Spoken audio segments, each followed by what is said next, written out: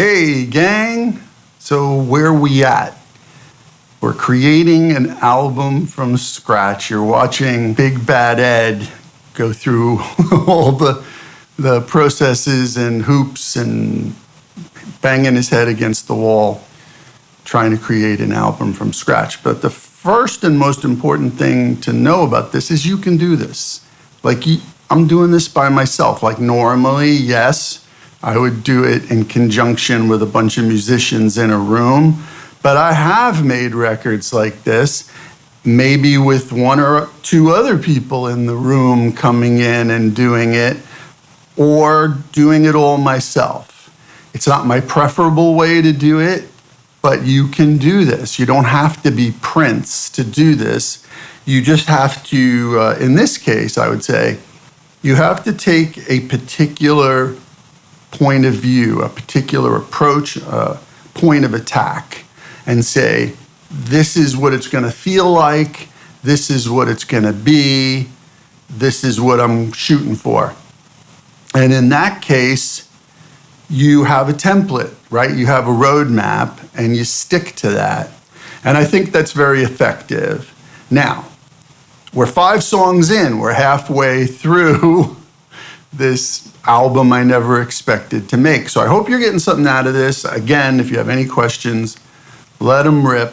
I know the audio from time to time is coming through the camera mic, so it's but like I did with the first song, when I finish something, I will put up the mix and mastered version for you to listen to or download or whatever you choose. And I hope that makes up for it.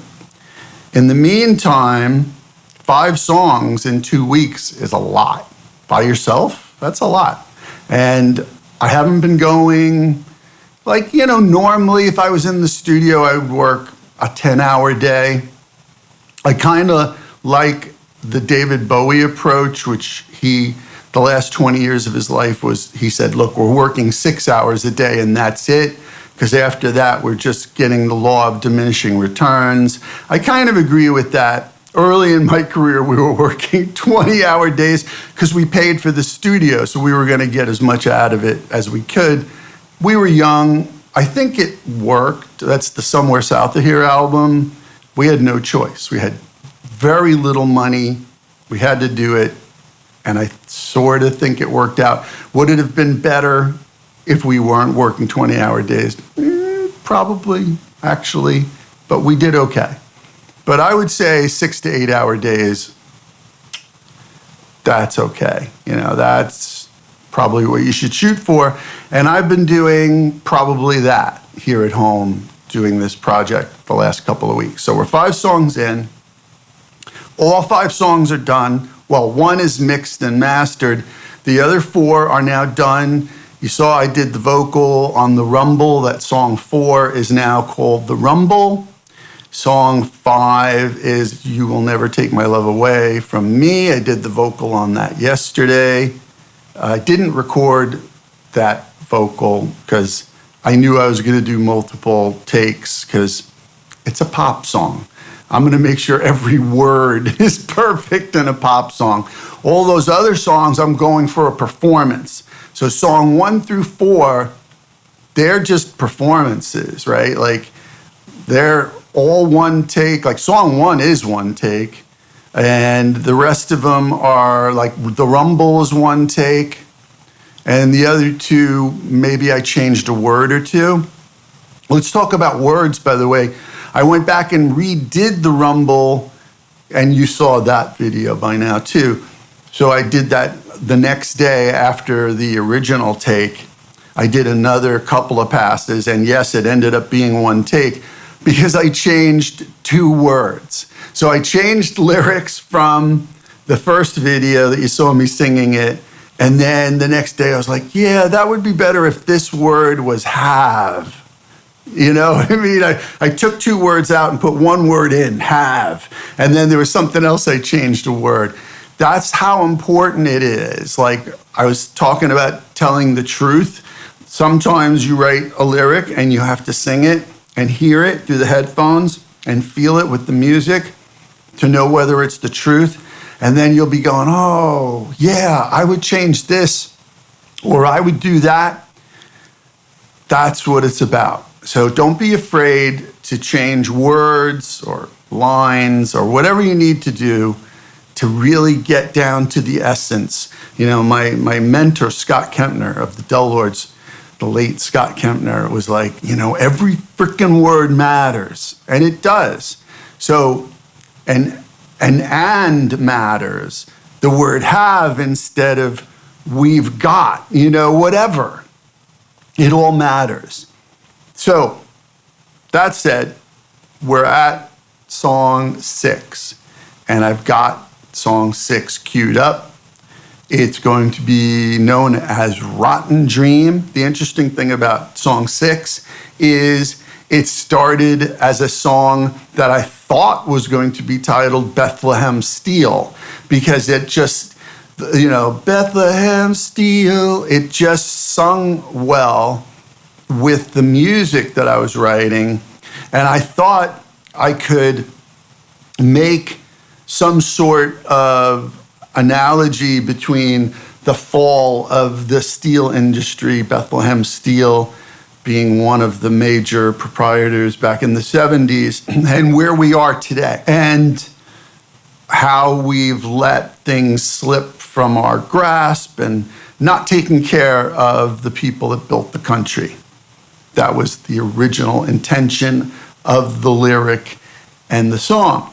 So I finished the music, but I just couldn't dial in and I did you've never seen them, but I did 7 or 8, you know, in the works, you know, videos of me, because I thought it'd be interesting if you watched me write a song and from scratch. And I did that last year, and I just kept hitting a brick wall about the lyrics.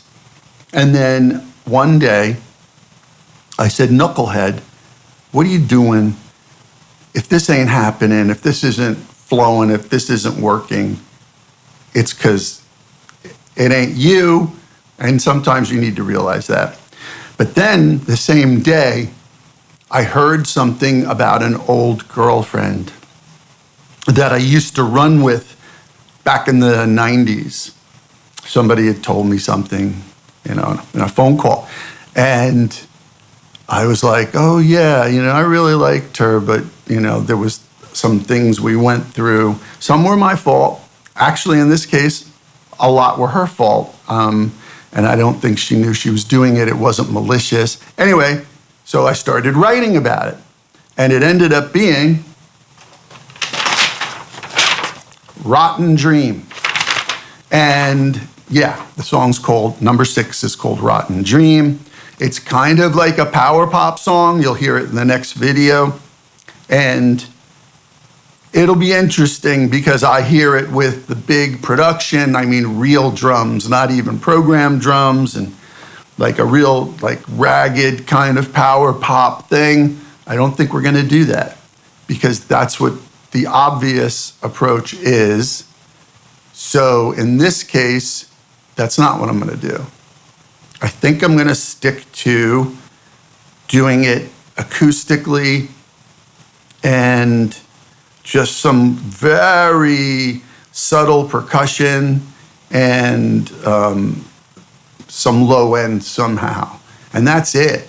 I wanted to just, and in fact, the percussion and the bass, whatever I use, I don't want it to interfere with the delivery of the acoustic and the vocal, because then it's pure. It'll still be a power pop song, but it'll be purer and it will translate better. If I did it the other way, it's just like any other power pop song. It's gonna be good and maybe more people would like it. You know, you have to make that choice, but I'm making the choice that I want it to be pure. So, Rotten Dream, that's going to be song number 6. The lyric is all done. And it's pretty good melody. I'm pretty proud of the music, so that's why I want it to shine. And you will watch me go through that next. So that's where we're at. We're 5 songs in. I couldn't have done it without your support and your comments and your feedback It's been awesome. I can't believe y'all, I love you because it's been really, it's pushed me forward to keep doing this. Because like I said, I wasn't planning on doing a record. I was just planning on enjoying London and being semi-retired. But this is what it takes to do it. And I couldn't have done it without you. I appreciate the support, and I appreciate everyone being here. I'm kind of blown away by that day to day. So I hope I'm giving you some good ideas and information for your tax dollars. Anyway, if you have any more questions, shoot away. We're gonna finish this record. We're now gonna do 6 through 10, and then we're done. Then I'm going on tour, and I'm gonna film that for you too. All right. Thanks for being here. Thanks for listening. Thanks for watching. I really, really, really do appreciate you.